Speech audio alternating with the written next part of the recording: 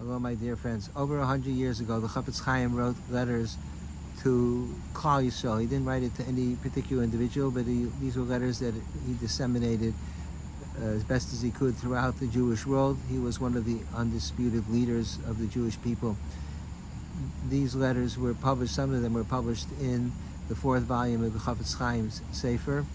And one theme a recurring theme in his letters is the lack of shalom in the Jewish world. There are so many areas of machlokas, of vociferous and hostile animosity and attack and insults, and he lamented that in his letters that is taking place. If the Chafetz Chaim was alive today, I think he would also want to write letters about the lack of unity among the Jewish people, because there's so much infighting in Eretz Yisrael in particular. It's very, very difficult times, and there's very strong opinions about what should be done. There's the left and the right, and the religious and the non-religious, and the Haredi and the Dati Leumi, and there's so many different camps, and there's a tremendous amount of fighting that's taking place, and it's not civil. It's a person is entitled to their opinion, and they're entitled to express it, but it's not a civil discourse. It's tremendous divisions that we're witnessing, even in the Israeli parliament, among the politicians. So I would like to share with you a thought in this week's Parsha that I think relates. If the Chafetz Chaim was alive, perhaps he would express this idea that I'm going to share with you. He would express it much better than I am. But I think it's a very powerful lesson from this week's Parsha. You know that we read the Parsha Shavua every week. Why do we keep on reading the same Parsha? We have a cycle of every year. We repeat all the Parshas. Why do we do that over and over again every year? It's because even though the Torah was delivered 3,500 years ago, it's what we call Torah's Chaim in the davening. It's a living Torah. It's living in the sense that it's when a human being writes a book, so it's stagnant. It's whatever time period you wrote it, that's what it is. But HaKadosh Baruch Hu was delivering the Torah for all the future generations of the Jewish people. So therefore, it has a message. It's a divine prophecy, which we have seen the prophecy fulfilled countless times throughout Jewish history. So the Torah, even though the words of the Parsha are the same every year, that we're reading the same Parsha, we're reading Parshas Tzaizai this year, it's the same Parshas Tzaizai as last year, but this year it resonates with us in a different way because our experiences are different, we are different, and the Torah is Torah's Chaim. It's living Torah, and God has something to say to every single generation.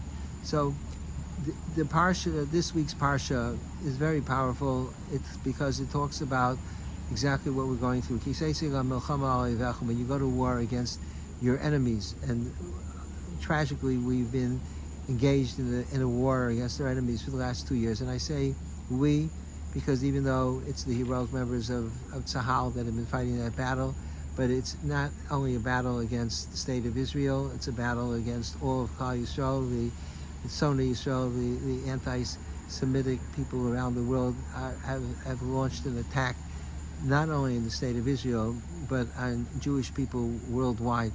And what better Parsha to study our response and to try to understand what God is sharing with us.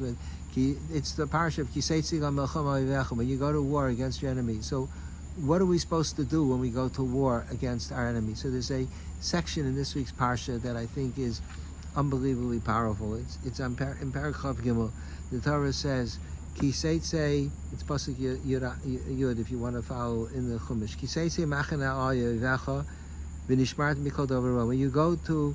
When you camp against your enemies, you should guard against anything evil.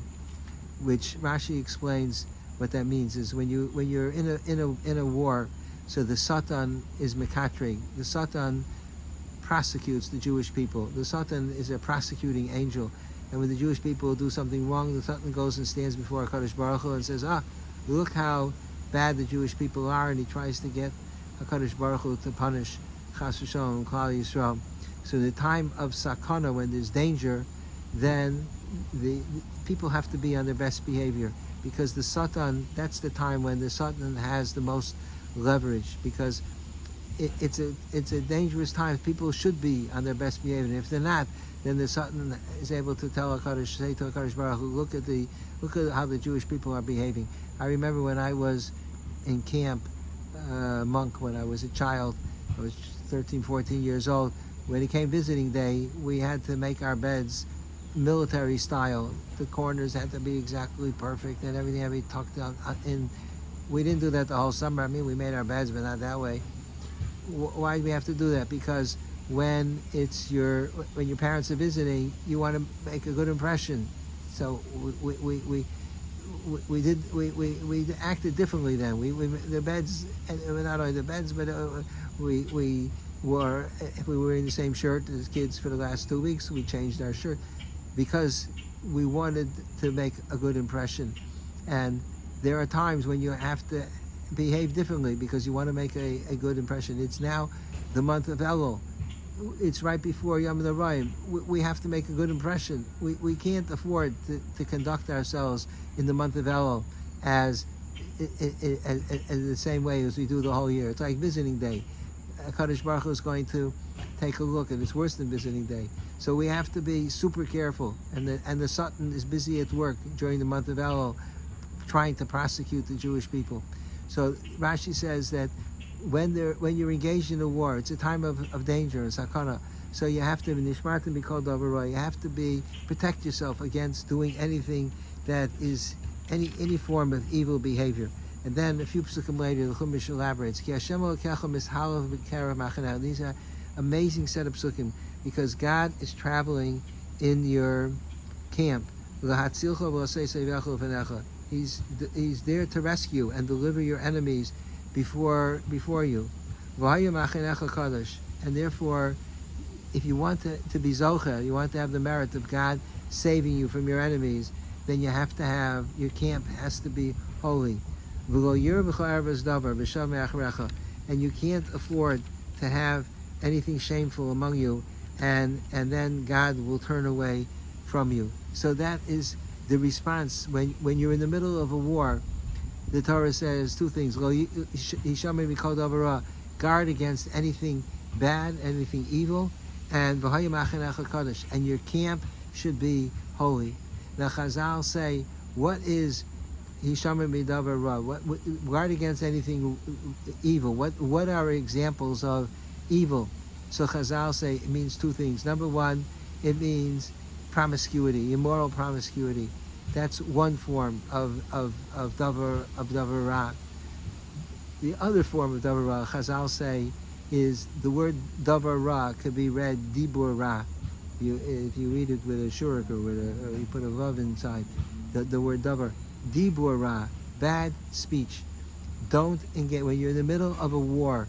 Don't engage in bad speech, and the reason for that is because the Chofetz Chaim writes that when he quotes always the famous Gemara in Yerushalmi in Peah, that in the time of David HaMelech, when they went to war, there were casualties. In the time of Achav, they went to war, there were no casualties. Achav was an idol worshiper, he believed in Avodah Zarah, he promoted it. Still, there was no casualties in his army. David went to war, there were casualties. So the Gemara says, how could that be? Why? It's upside down. Why should that be? So the Gemara says, because in David's army, they spoke Lashon Hara against each other. They criticized and they attacked each other. And that's why they were vulnerable. But Achav, there was respect, and therefore there were no casualties when they went to war. So you see that when you're engaged in war, in a battle, you have to avoid, like the plague, dibur ra. You have to avoid not saying anything negative about each other, because then if you do, so then the Satan is empowered, and the Satan can go before HaKadosh Baruch Hu and say, look, the Jews themselves are saying that the other one is no good. So there's validation from one Jew's attack on the other. Everything is, each person's validating their opinion against the other person, that they're no good, and that's terrible, and that leads to weakening the Jewish people. So if you want to have that HaKadosh Baruch Hu should be misahalech b'kerav machanecha, that God should travel in your camp. That he should save you, which is what we're hoping for. That God should travel in our camp, and that's the success of the Israeli army, the IDF, Tzahal, the past 2 years, is because HaKadosh Baruch Hu has been traveling with the soldiers. I know that of course, it's the determination of the soldiers and Mesiras Nefesh and the bravery and their courage and everything, and their ingenuity. But there's so many miracles that have taken place that couldn't have taken place if not for the fact that HaKadosh Baruch Hu was Meshalach B'Kerev Machanecha Hatzilcha. God has been traveling with the Israeli army in order to protect them, and He's been traveling those of us who are in the diaspora, the Golos, and there's so much hatred going on, and things could have been much, much worse than they are. But HaKadosh Baruch Hu is protecting us. He's traveling with us. But what do we have to do in order to merit that HaKadosh Baruch Hu should travel with us? It's the Hishamrim Mikol Davarah. Don't allow dibur ra. Don't allow negative speech to take place. It disturbs me terribly to see that in Eretz Yisrael, there's so much. There's obviously a lot of disagreement that's taking place, and there's so many difficult situations, and it's almost impossible for a human being to figure out what's the right thing to do. But it's okay for people to express their opinions, but it should be done civilly. It should be a civil discourse. There's so much hostility, so much animosity that's taking place, and it's so disheartening because the Jewish people are under assault internally by the internal enemies, Hamas and Hezbollah and the terrorists, etc., and they're under assault worldwide, externally, Iran and the anti-Semites around the world, and the international court accusing Israel of genocide, and all the Sunni Israel haters of the Jewish people attacking them. The Jewish people are under assault, so it's bad enough that they're under assault by external enemies. They don't need to be under assault by internally. They shouldn't be undermining each other and denigrating and demeaning and saying that you're terrible and you're no good. And express your opinion, but do it in a respectful way. And it's so disheartening. And I think that were the Chafetz Chaim, were he alive, he would have written the letter to Klal Yisrael that this is not the way. We're in the midst of a terrible war, and we want the war to be over as soon as possible. So the Torah gives us advice that if you want HaKadosh Baruch should be Mishalach B'Kerev Machanecha, He should travel with you, to hand over the enemy to you. V'haya Machanecha Kadosh. Then your camp has to be holy. And how are they holy? If you treat each person with respect. If you don't speak dibur ra, you're entitled to your opinion. You could disagree, but don't speak dibur ra, because when you speak dibur ra, then the Satan has a field day. Then he's empowered, and then he can stand before HaKadosh Baruch Hu and say, "Look, the Jewish people themselves said that this other fellow is no good." That makes it credible. The allegations and the accusations, and this is something. The message is for Israeli society, and again, I'm not smart enough to know what the right thing is to do, but there shouldn't be all this acrimony, all this hatred, all this sinner. We don't need to be internally under assault. It's bad enough that we're externally under assault, and in general in our lives, in our behavior, machlokas is the worst. You have to run away from machlokas like the plague, because it's so destructive and it's so hurtful and it's so harmful. And that, I think, is the powerful lesson from this part. It's a prophecy. The Torah is talking to us. When you're going to be in the middle, when you're camped against your enemy, and that's where we are. We're in the middle of that battle that the Torah is talking about. So the Torah is telling you how the battle could be won. The way is Hishamar Mikol Davarah. Be careful with dibur ra. Don't speak lashon hara. V'haya machanecha kodesh. Your camp should be holy. Treat everybody with the respect that they deserve. And in Mitzvah Hashem, by doing so, HaKadosh Baruch Hu will deliver our enemies. That the hostages should go free immediately.